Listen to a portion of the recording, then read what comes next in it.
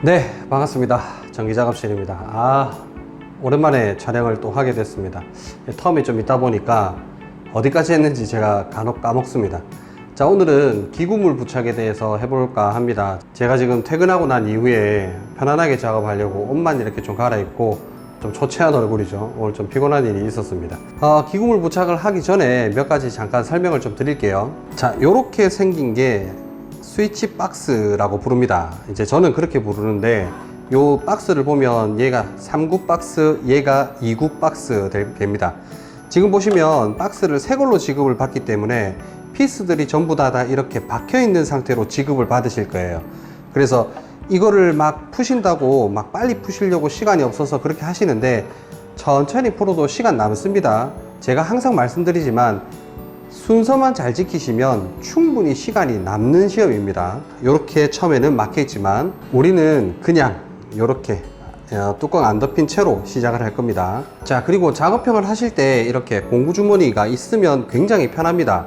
없이 하셔도 상관은 없는데, 시험장마다 이런 벽판 작업하는 곳에 기본적으로 책상이 있는 경우도 있고요, 책상이 없이 이제 작업을 하는 경우도 있는데, 만약에 책상이 주변에 없는 상태에서 하게 된다면은 내가 쓰던 공구들을 여기저기 막 갖다 두는 그런 불편함이 있습니다. 그럴 때 이런 주머니들이 굉장히 요긴하게 쓰입니다. 요거는 모델명이 KL90이라고 하는 사이즈입니다. 제가 요거보다 조금 더 큰 것도 써봤고 요거보다 조금 작은 것도 써봤거든요. 근데 시험에서는 요 정도 사이즈가 딱 좋았던 것 같아요. 메인 주머니가 있고, 그 다음에 서브로 쓸 수 있는 주머니가 있고, 양쪽에 여기랑 그 다음에 여기에 이렇게 드라이버 같은 것들을 뽑을 수 있는 이런 자리들도 있습니다. 자, 그리고 허리띠 같은 경우는 개인적으로 그냥 하셔도 되고, 저는 이거를 주머니 살 때 그냥 같이 샀어요. 그래서 그냥 요걸 씁니다. 제가 시험 칠 때 쓰던 벨트는 아니에요. 자, 이렇게 주머니를 앞에 차고요, 저 같은 경우는 거의 배꼽에 오는 위치대로 찼습니다. 이렇게 해야 조금 움직이기가 좋고, 그리고 이렇게 쪼그려 앉게 됐을 때 주머니가 좀 편합니다. 현장에서 이제 이렇게 사코를 차게 될 때는 대부분 다 이렇게 옆으로 돌리시거나 해서 쓰시죠. 근데 시험을 하실 때는 얘가 조금 편하더라고요. 저도 뒤집어도 보고 뭐 이렇게 해봤는데 그냥 배 앞에 오는 게 저는 편했습니다. 자, 그리고 공구를 몇 가지 소개를 좀 시켜 드릴게요. 저한테 비슷하게 생긴 애 두 가지가 이렇게 있습니다. 요쪽 것 같은 경우는 제어판을 작업을 할 때 주로 쓰던 전동공구고요, 얘 같은 경우는 벽판 작업할 때 주로 쓸 임팩 드릴입니다. 생긴 거는 굉장히 비슷하게 생겼죠. 그런데 이렇게 놓고 보면은 얘 같은 경우는 토크를 조절할 수 있지만 얘 같은 경우는 토크를 조절할 수가 없습니다. 물론 이 버튼을 통해서 조정을 할 수 있지만 미세 조정이 되지는 않아요. 근데 얘가 장점이 뭐냐면 이 배터리가 10.8V 배터리입니다. 요 10.8V라고 하는 거는 우리나라에서는 공칭 전압을 부르기 때문에 10.8V고 미국에서는 최고 전압을 부르기 때문에 12V라고 불러요. 그러니까 12V 배터리랑 10.8V 배터리가 같은 겁니다. 표현만 다를 뿐이지. 근데 요게 지금은 전부 다 12V로 나올 겁니다. 그러니까 제어판에서 쓰던 이 공구하고 임팩 공구하고 배터리를 호환해서 쓰실 수가 있어요. 그렇게 되면 얘를 구매를 하실 때 배터리 2개의 본체 그리고 충전기 하나를 준단 말이에요. 임팩 드릴 요 기계 한 개만 사게 되면 배터리를 공통으로 쓸 수가 있습니다. 그리고 임팩 작업을 통해서 보통 시험장에서 작업을 하게 되면은 임팩이 굉장히 시끄럽습니다. 그러다 보니까 아무래도 시험장에서 눈치가 보이는데, 이 모델 같은 경우는 임팩 치고 굉장히 조용한 편이에요. 그래서 제가 이거를 쓸 때는 시험장에서 제가 임팩을 쓰는지 아무도 몰랐을 정도로 조용합니다. 근데 임팩이기 때문에 어느 정도 소음은 있어요. 근데 그게 시험장 가서 크게 거슬릴 수준은 절대 아닙니다. 근데 저희 작업실이 공간이 좀 좁은 데다가 이래 전부 다 트여 있는 구조다 보니까 제 목소리도 조금 울리죠. 천장이 지금 좀 높게 있어서 그렇습니다. 제가 작업할 때 들을 때는 소리가 굉장히 크게 들릴지 모르겠지만은 실제로 그렇게 크지 않다는 겁니다. 그래서 임팩 괜찮습니다. 저는 요 두 가지 전동공구는 꼭 같이 구비를 하시라고 좀 말씀을 드려요. 얘 같은 경우는 모델명이 DCF801입니다. 잘 보이실지 모르겠는데 여기 앞에 보면 지금 자석 있죠. 이게 자화 자석인데 제가 이렇게 붙여 쓰거든요. 이렇게 붙여서 쓰게 되면은 피스가 이 비트에 잘 붙어 있는 거죠. 요 자화 자석을 구매하실 때 여러 개를 구매하셔 가지고 저 같은 경우는 오른손잡이기 때문에 오른손 잡이가 왼손으로 집을 수 있는 이쪽 편에 자석을 하나 붙여놨죠. 그래서 여기에다가 피스를 발라가지고 여기서 한 개씩 뽑아요. 이렇게 쓰면 굉장히 좀 편하게 쓸 수 있습니다. 자, 본격적으로 작업을 한번 해볼게요. 작업을 하실 때 저 같은 경우는 대부분 다 3구 박스 먼저 합니다. 그래서 이런 박스들 놔둔 곳하고 이런 벽판하고 사이가 거리 조금 멀 때는 저는 이거를 공구 주머니에다가 넣어 놓고 시작합니다. 2개 기본적으로 넣고요. 2개는 기본적으로 쌌습니다. 그리고 하나는 손에 들고 한쪽에는 전동 공구 들죠. 자, 제어판 작업을 하실 때는 피스를 규격에 맞도록 해서 쓰지만은 그거는 제어판일 때까지고요. 벽판을 할 때는 모두 피스는 한 종류로 통일을 하게 되는데, 제가 앞전 영상에서도 한번 피스를 말씀드렸지만 시험장에서는 제일 짧은 게 4 곱하기 9짜리인가 하고 좀 짧은 게 있어요. 그걸 주는데 저 같은 경우는 그냥 4 곱하기 12짜리를 가지고 씁니다. 4 곱하기 짜리 12가 벽판이 상태가 안 좋다고 하더라도 잘 터져서 나오는 경우는 없어요. 그래서 제가 차라리 짧은 걸 가지고 금방 박는 것보다 임팩으로 조금 더 빨리 박고 약간 긴 피스를 쓰는 게 배관 작업할 때 좀 유리하겠다라고 생각했기 때문에 저는 제일 짧은 피스를 안 씁니다. 그래서 저한테 제일 짧은 피스라고 하는 거는 4 곱하기 12짜리입니다. 자, 이렇게 5구짜리 박스들하고 전동 공구가 준비가 됐다면은 저는 왼쪽에서부터 오른쪽으로 가면서 박스들 위치를 잡고 박습니다. 자, 제가 박을게요. 별도로 여기에 어떤 박스가 붙는다라고 따로 표시는 안 해놨어요. 그걸 왜 표시 안 해놨냐면은 어차피 박을 때 박는 건 손이 박고 눈은 도면을 보면 되거든요. 그러면 굳이 표시를 안 해도 그 위치가 어떻다라는 것을 충분히 인지할 수 있습니다. 근데 다만 박스 위치를 작도를 할 때 미리 그리시는 분들이 계십니다. 그러면 도면을 다시 안 보거든요. 내가 도면을 보고 작도를 만약에 실수를 했다 그러면 실수를 했는지 모르고 계속 진행을 하시는 경우도 있어요. 그게 나중에 배관 작업이 다 끝나고 입선 다 한 다음에 스위치하고 램프 딱 결선할 때 그걸 알게 됩니다. 그래서 저는 눈으로 자주 확인하자라는 입장이기 때문에 별도의 박스들 위치 표시를 안 하고 손은 박으면서 눈은 도면으로 확인을 하고 갑니다. 자, 똑같은 방식으로 할게요.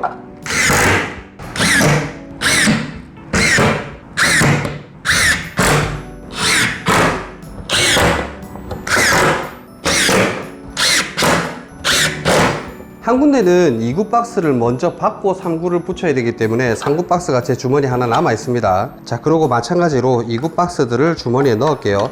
만약에 작업 단위하고 벽판하고 거리가 멀지 않다면은 굳이 주머니에 넣으실 필요는 없습니다.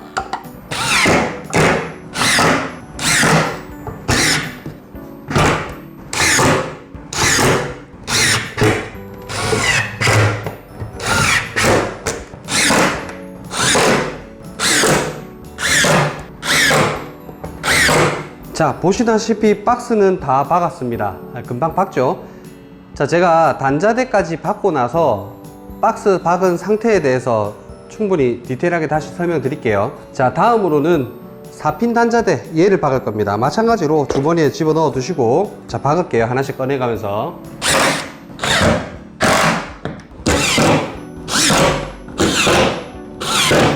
자, 지금 박스를 다 박았습니다. 박스 박은 것들을 한번 살펴볼게요. 가까이 있는 것부터 한번 살펴보겠습니다. 자, 박스 박으실 때 보면 지금 배관이 여기 위에서부터 이렇게 내려올 거란 말이에요. 자, 그러면 박스를 박으실 때 제가 나중에 배관을 이 가이드라인을 기준으로 배관이 이렇게 내려오게 될 텐데, 만약에 이 박스가 이 배관 라인의 정센터에서 약간 조금씩 벗어나게 되면 얘 자체가 나중에 배관을 마무리할 때 굉장히 배관 모양 자체가 잡기가 어렵습니다. 그래서 최대한 얘를 박으실 때는 위쪽에서 배관 라인이 이렇게 내려오죠. 그러면은 지금 박스 쪽에 보면 피스 박는 곳이 하나, 둘, 세 군데가 있는데 이 두 군데 박는 곳이 만약에 위쪽으로 가게 된다라고 하면은 정센터 잡기가 어려워요. 그래서 배관 나오는 쪽으로 피스가 한 개 박는 자리를 먼저 박아 주시는 게 좋습니다.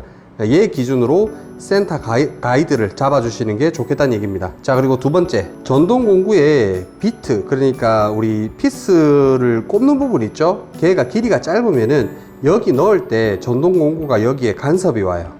이렇게 간섭이 오는 경우가 있기 때문에 만약에 그렇다라고 하면은 피스를 정확하게 일자로 들어가지 마시고 얇게 비스듬히, 이쪽 같은 경우는 이렇게 비스듬히 이런 식으로 박아 주시면은 박는 게 조금 더 수월합니다. 자, 그리고 질문 정말 많이 나오는 거, 피스 굳이 세 군데 다 박아야 되나요? 라는 질문을 제가 굉장히 많이 받는데 굳이 그러실 필요는 없습니다. 거기에 대한 규정은 뭐라고 나와 있냐면 스위치 박스를 이 벽판에다가 견고히 부착하여 라고만 나와 있기 때문에 피스를 2개만 박으셔도 돼요. 근데 연습하실 때는 최대한 3개를 정확하게 다 박아서 시간을 정직하게 들어가게 됐을 때를 기준으로 연습을 하시는 게 좋을 것 같습니다. 자, 그리고 지금 붙어 있는 제어함에서부터 쭉 위에 보면은 이렇게 단자가 있죠. 4핀 단자가. 4핀 단자도 제가 단자대 붙을 곳에다가 표시를 했어요. 실제 도면에서는 여기 5cm 띄어가지고 배관이 이쪽이고 쉐들 여기 받고 이런 것들이 있는데 그런 부분들을 전부 다 고려하지 마시고 그냥 단자대만 지금 붙이는 겁니다. 그러니까 결국 나중에 도면에서 단자대가 어디에 붙을지만 고려하시면 돼요. 도면을 제가 보여드릴게요. 해당되는 부분이 도면이 이렇게 표시가 되어 있습니다. 지금 이렇게 표시가 되어 있는데 이게 여기까지 스케치를 하고 그러고 나서 5cm 높은 데다가 단자대를 붙여야지가 아니고 그냥 전체적인 도면을 계산을 하실 때 5cm 높은 곳에 단자대가 붙는구나 라고 하고 거기까지 표현을 해 주시는 거예요. 이게 나중에 하시다 보면 이해를 하실 겁니다. 자, 쭉 밑에 쪽 볼게요. 쭉 내려가면 단자대가 이렇게 2군데가 붙죠. 얘가 아마 TV2, 얘가 아마 TV3 이렇게 될 것 같습니다. 자, 여기도 단자대가 어디에 붙을지 정도로만 계산을 해서 생각을 해 주시면 크게 문제되는 건 없습니다. 그러니까 5cm를 자꾸 어디서 더 해주려고 하고 더 빼주려고 하실 필요가 없어요. 우리는 작도를 할 때 단자대가 붙을 곳만 기억하시면 돼요. 이렇게 붙여 놓고 배관이 5cm까지 오고 거기서 3cm 높은 곳에 쉐드를 받겠다, 이거는 나중에 생각을 한다는 거죠. 아시겠죠? 자, 그리고 지난 시간에 저희가 했던 덕트 작업인데 제가 덕트 작업을 보여드리기 위해서 지금은 뚜껑을 덮어 놓은 상태죠. 근데 실제로 뚜껑의 마무리는 저번 시간에 하는 게 아닙니다. 왜냐면 여기에 나중에 전선을 넣어야 되는데 전선을 넣기 전에 뚜껑을 만들고 뚜껑을 덮어 놓으면 전선을 넣기 위해서 또 뚜껑을 떼야 되죠. 그래서 뚜껑은 나중에 작업하시는 게 좋아요. 제가 영상을 만들기 위해서 어쩔 수 없이 뚜껑을 저번 시간에 미리 만들었지만 지금은 떼겠습니다. 자, 이렇게 뚜껑을 떼면 이런 모습으로 지금 덕트가 작업이 되어 있는 겁니다. 자, 저는 다음 시간인 쉐들 작업으로 인사드리도록 하겠습니다. 고맙습니다.